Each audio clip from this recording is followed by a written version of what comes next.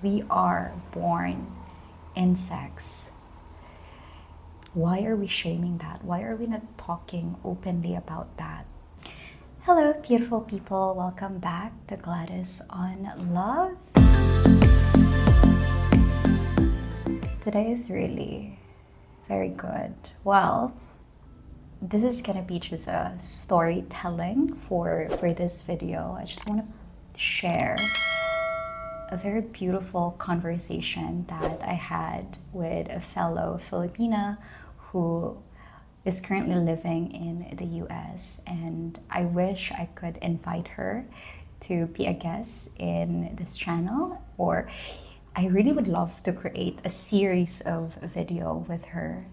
I resonate so much with her story, and I just appreciate being able to come across another woman, Filipino woman, who've also gone through the journey of sexual liberation, someone who actually lived it, experienced it, and very much aware and conscious about the thing that she's doing and reflective of the experience, not just doing it from an unconscious mind or from a wounded self, but really just having that consciousness around exploring sexuality. And I love all the sharing that we had during our call. I see so much bravery there and so much nuggets of wisdom that I wish a lot of people, not just limited to women, not just limited to Filipina, but to all human in general, of how can we be in touch with our sexuality? How can we, I love, again, this is gonna be, I hope you can bear with me with the messiness of this sharing. I just feel so excited. I got off from a call with her and I just decided that, you know what, let me create a video about this conversation and share the excitement that I'm feeling right now, and also the ideas that is flowing in my head of like, you know what, I want to create a series of videos about this and to be able, the power. One thing that stood out in the conversation is really the power of authentic storytelling, being able to just share your story to the world. And you'll never know that there might be someone out there who would sit down and listen to your story and be able to relate. And because of listening to you, it gives them the permission to, like, you know what, it's okay to want to be sexual. It's okay to feel pleasure when you're touching yourself. It's okay to have this type of fantasy. It's okay, like just having that permission. Because I remember like listening to her talk and remembering that even though I've explored so much when it comes to sexuality, I still notice the feeling of shame and guilt. That there are moments where I would go out and meet another guy and would have an amazing experience with this guy, but I also told my partner Eli that, oh, I'll be home by 10 p.m. but 10 p.m. is here and I still don't want to leave because I love the experience that I'm having with this another person. And for Eli, what he wants in that moment is for me to just message him, for me to just send him a message of like, hey babe, I'm really having so much fun here. Is it okay if I extend?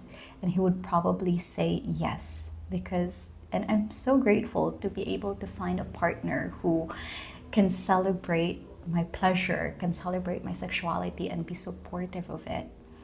But even with that permission from my partner, my default before was just to turn off my phone, and or even though maybe it's unconscious, to like just not look at my phone, not pay attention to the time. And because of that, it turns into a fight. It turns into Eli feeling like, oh, you're you're not prioritizing me, you're just being selfish, you're just focusing on yourself. But when we really sit down, and really after this conversation with this beautiful human being, it made me realize, like, yeah, that action there is coming from a place of shame and guilt, that I'm having so much fun and good feeling here, and it's so hard to tell this, it's so hard to share this with Eli, even though I know that he would appreciate me sharing, I know that he would be supportive. But me, myself, and my programming is labeling this experience as shameful, as bad. And listening to myself saying that, like, it's like the other side of me is like, how could something beautiful and amazing be bad, be called shameful? And of course, now I understand, because as a Filipina who grew up here in the Philippines with a very strong ties into the Catholic religion, we've been programmed and we've been told numerous times that sex is bad, it's dirty, it's shameful, and all other narrative and story. And I want to rewrite that story. I want to reframe that story in my head, and really, I want to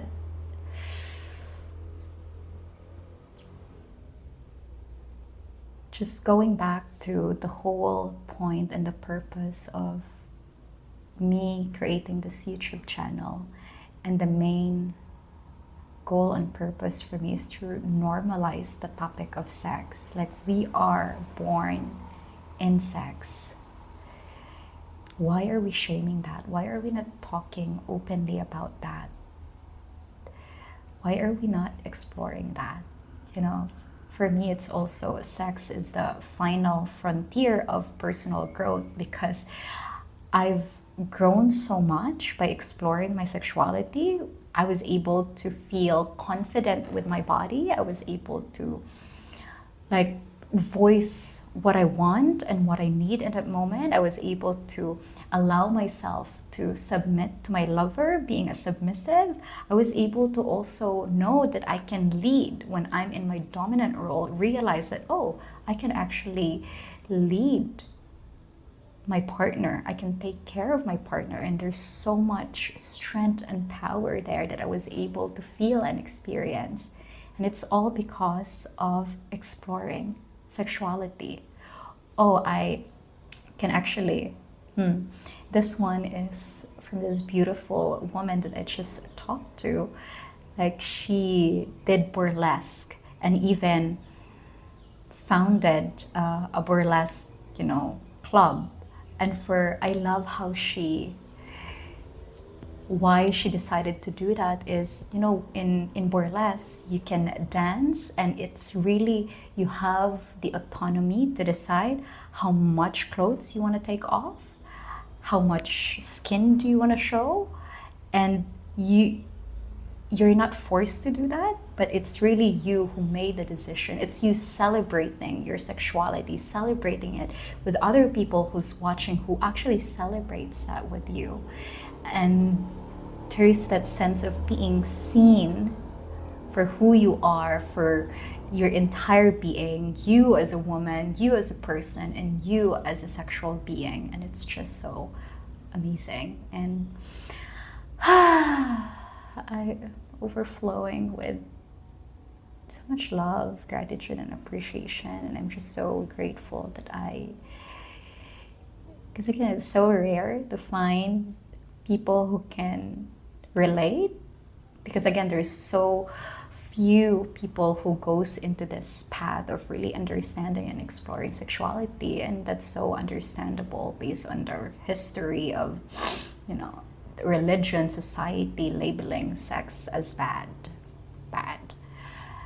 And I hope that me sharing authentically these stories, and I'm glad that it's not just my story. I can invite other people to share their own story too, and create this space of safety, create the space where all stories can be heard, can be shared, and can be celebrated. I'm so excited for the time to come, and I'm glad that I'm able to attract those people in my life already, be able to share my own story with them, and be able to listen to their story and also learn from them.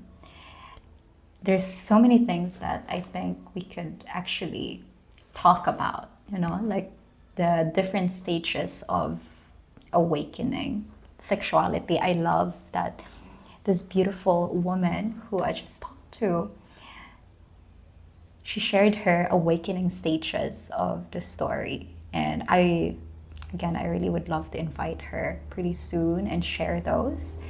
And it gave me an idea of like, oh, I think I would love to share this kind of story too. What are the awakening stages for me in my sexuality? And I think I've shared one already with all of you, like me being tied up, having that shibari experience and feeling so much, just total letting go of control also gave me so much freedom, like to be able to surrender, just euphoric experience out of this world experience. It's so hard to explain, that really gave me the idea of like, oh wow,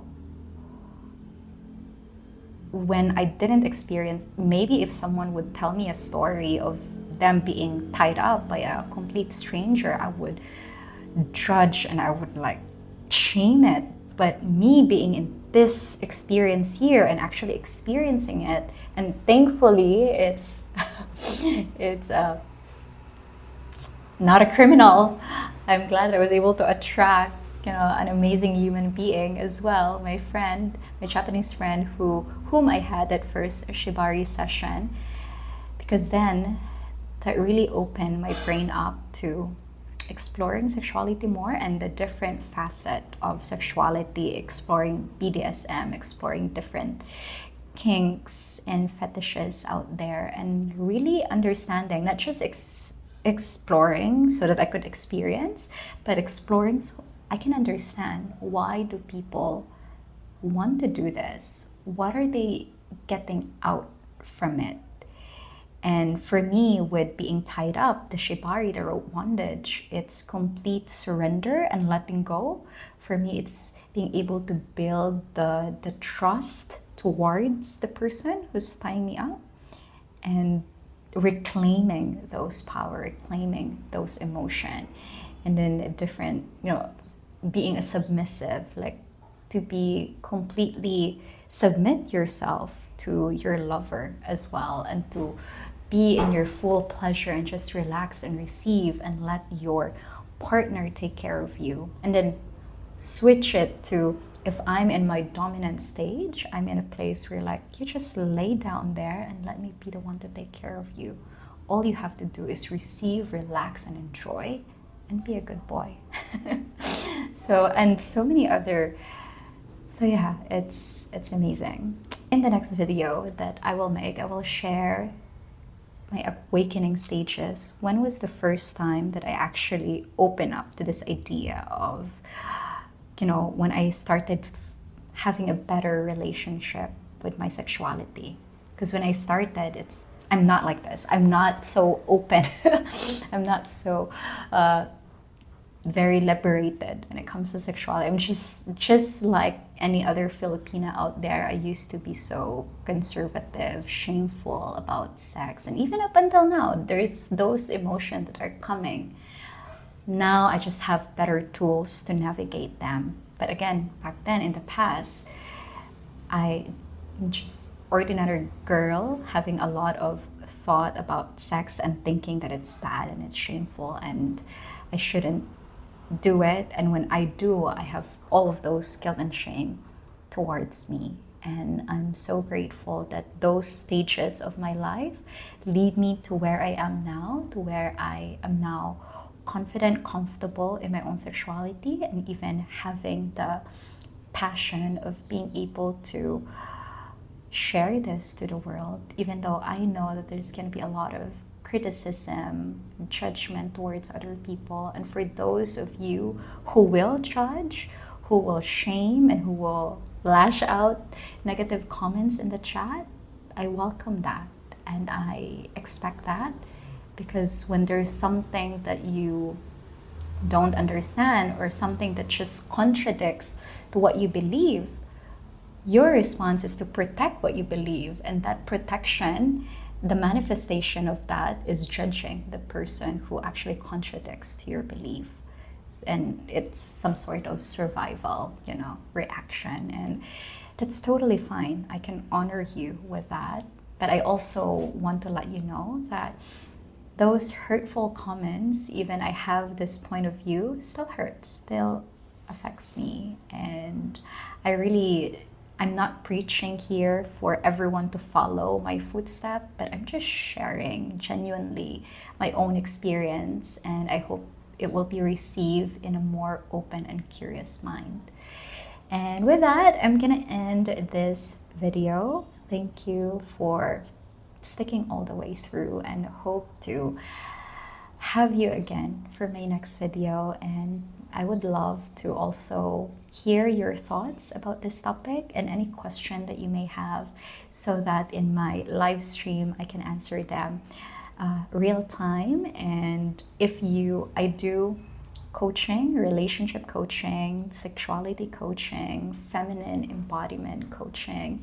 So if those are some of the things that you're interested about exploring relationship and sexuality, you can email me at gladysonlove@gmail.com, and I would love to be there to support you so that you don't have to walk in this journey alone. Thank you again, and have a beautiful day.